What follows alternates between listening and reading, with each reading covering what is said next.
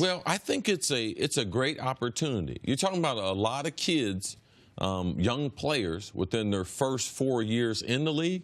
So I would say a lot of people think, well, what do the pros think in Cleveland? I said, man, it takes a long time for guys to start thinking about losing. Because they come from winning programs. It takes a long time. They just think it's either the organization, the coach, like eventually I'm going to win. Why? Because typically all of them have won. Last week's game, Philadelphia, they got dominated by New England. Philadelphia didn't necessarily have, after breaking training camp, the emphasis on trying to win that game. You could see the intensity. New England was playing at a different speed. We've had so many eyeballs on Cleveland in their preseason. Got Hard Knocks there. So now, week number 3, which is typically the best week to measure where your team is. Cleveland going against the world champs. So for me, I think it's a good test because it gets them ready for week number 1 where they face the Pittsburgh Steelers. Yep. Right? So you can say that Pittsburgh and Philadelphia, they're 4 of the best teams in the NFL. So in week number 3, Cleveland is able to say, because you know their coach, Hugh Jackson, said they're going to shock the world this year. I believe they're going to win at least 6 games. Coming off a 1-win season, that's a 0-win season. 0-win win in 2 seasons. Yes, that's a tremendous vote of confidence as far as Hugh keeping his job. They got some good players.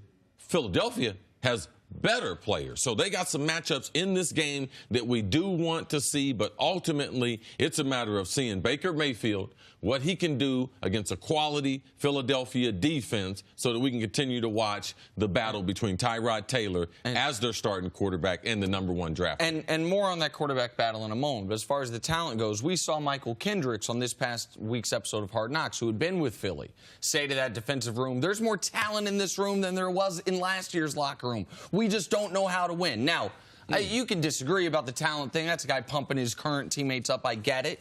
But I also truly believe this Browns team is not, there is no such thing as a typical 0-16 team because we'd only seen it once before. It's not even your typical 1 or 2 win team. I watched the Browns a lot last year because they were a fun team to bet against given their quarterback situation. That was a 3 or 4 win team, a typical really bad team who had the worst quarterback play we've had in this league in a decade. And that's not an overstatement. I dug into the numbers last night. Not only did DeShone Kizer throw the most picks in the league by a wide margin, not only did he have the worst completion percentage in the league by a wide margin, he had the worst quarterback rating in the league since 2010, since Jimmy Clausen played a season for Carolina that led to them. Chuck and Jimmy Clausen. Right, that led to them. That's a name from the past. Right, drafting Cam Newton. How did they draft Cam Newton? Because they had the #1 overall pick as well, because their team, or their quarterback play was that bad.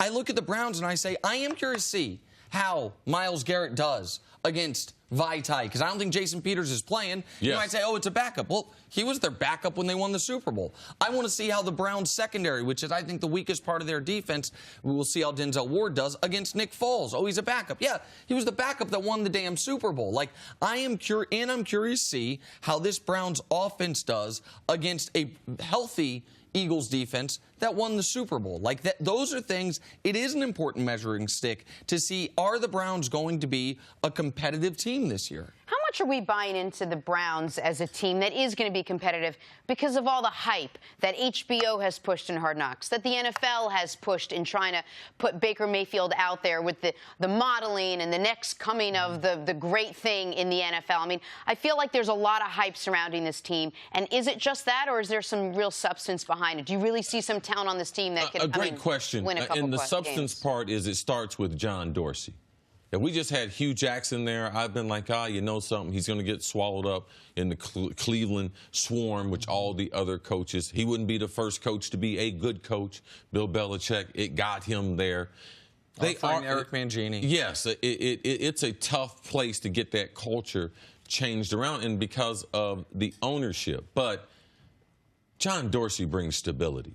Todd Haley, I'm a fan of. So you bring him alongside of Hugh Jackson with these couple quarterbacks that they have. Jarvis Landry, getting him on the roster, signing him to a huge $16 million contract.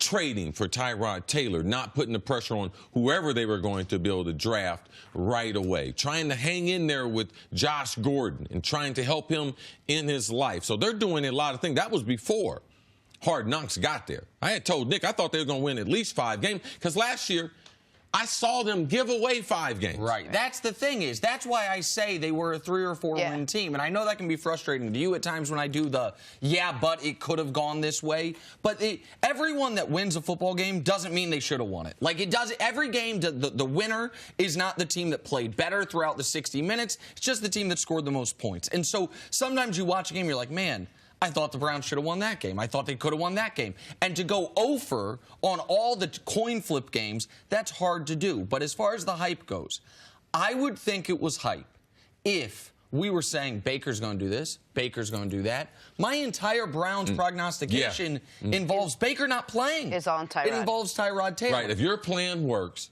he doesn't play this year. Exactly. If they are a 6-win team, if I'm right that they could be close to 8 wins, then Tyrod is the quarterback throughout the season. Maybe week 16, 17, it's a different story. But that's the other reason why that tonight's game's interesting. Baker's played really well. But the reason the Browns have been able to publicly and privately stick to the script is because Tyrod has yet to make a mistake this preseason. They haven't asked him to do a lot, but he's 75% completions, a 134 rating, hasn't thrown a pick, hasn't fumbled the football.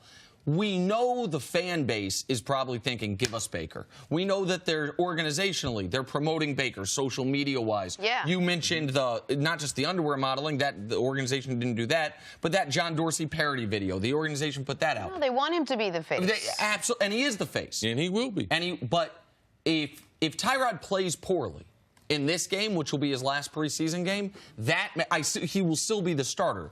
But that then could quickly change the momentum of the situation and the narrative surrounding the quarterback situation in Cleveland. And those are some of the reasons why tonight's game is very important for the Cleveland Browns. Philadelphia didn't play well last week against New England, so we know they will put more emphasis because week number 4, they will sit most of their starters. I remember when Denny Green took over Minnesota Vikings, he let us know, not only his pre-camp meetings, but when we went to the preseason, he said, I'm getting ready to change the culture around here. Now, in Minnesota, it wasn't bad like Cleveland. He said, the preseason games are important, and we're going to send some messages. And, man, we ran up the score. I think we broke the preseason record. We ran up the score on a bunch of people. What they're doing in Cleveland makes these preseason games important so you can create a culture that they know how to win games compared to giving away games, which we saw them at least 5 of them last season.